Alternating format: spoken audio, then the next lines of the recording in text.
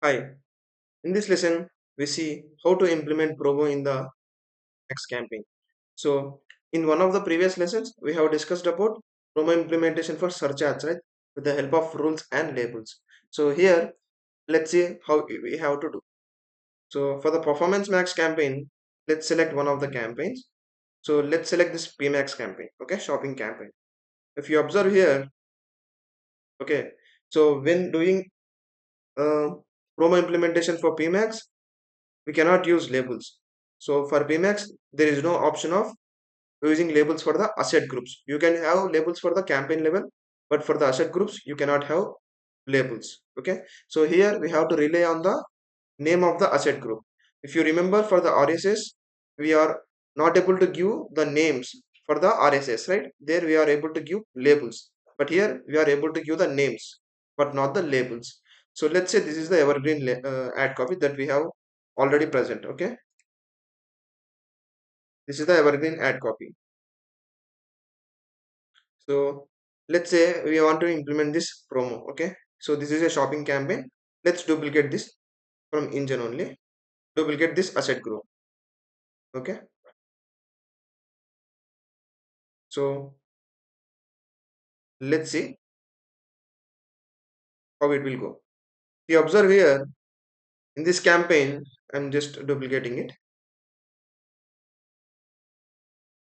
Okay,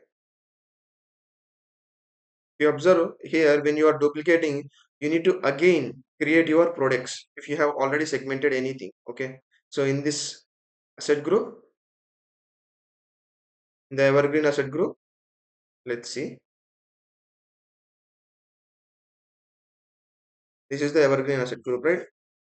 In the listing groups, if you see here, we have segmented the refreshed products. But when you are creating the duplicate one, you need to again segment the products. Do you think it is a good strategy to again segment the products whenever you are implementing the promo? No, right? So here what you have to do is, or what we can do is, we can use editor. So going into editor, so get recent changes, more data. Okay,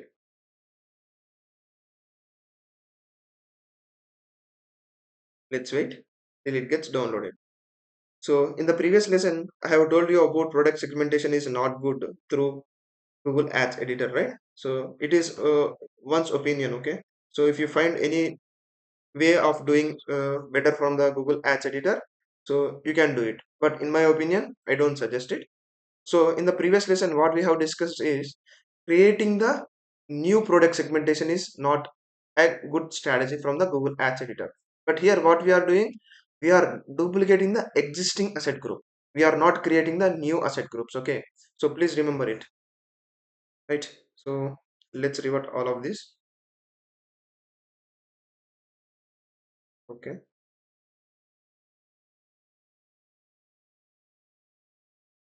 Let's remove these ad groups.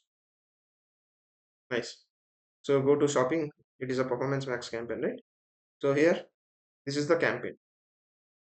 So this is the campaign and go to asset group here. So here what we are doing, we are copying the existing asset group and here we are renaming the asset group. That's it. Promo, let's take it as mother state, right? So this is how you can do.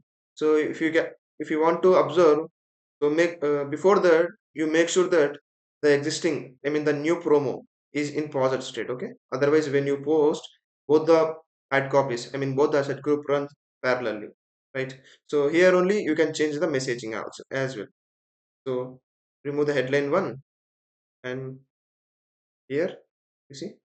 So you can have the your own message. Let's say this is the message that you want to convey to the audiences. Okay. So if you want, you can also verify whether these products, I mean, whether these product groups are added or not. Go to the product section. You see here, this is the one, right? You can select the ad group and this is the product group that we want, right? When we are doing it through the engine, so there again, you need to segment the products. So if you have one campaign, it is fine, okay, segmenting the products. But if you have, let's say 20 campaigns, 30 campaigns, and you have to implement the promo in all those 20 campaigns. Will it be easy for implementing through engine? No, right? It is easy if you do it like this through editor. So it is ultimately your responsibility in order to figure out how you have to complete the task. And after completing your implementation, you should also make sure that you review your implementation. So in this case, if we have gone blindly and implementing the promo through engine, we would have missed this product segmentation, right? So that is the reason why we have to review your implementation after its completion. Okay, so make sure you review your promo and just post it here. That's it. All changes, right? Nice. So let's go to the engine now, and here just refresh it. Let's see whether it will be implemented here or not. You see here it has implemented, and let's see the listing group as well. You see the same listing group has been implemented. Now how to improve or how to implement the promos? So go to tools and bulk actions and in the rules. So here we cannot use labels, right? Then how can we do it? So we can do it with the help of asset group rules. Here you see we have a separate section for asset group rules.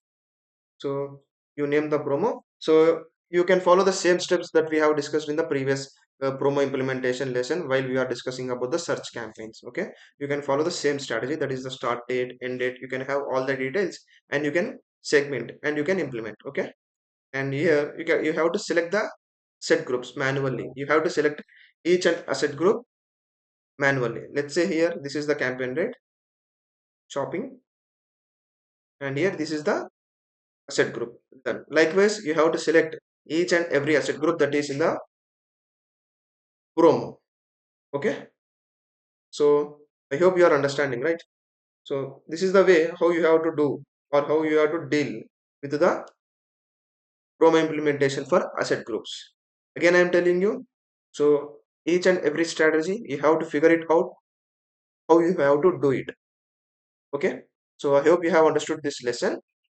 We will meet in the next one.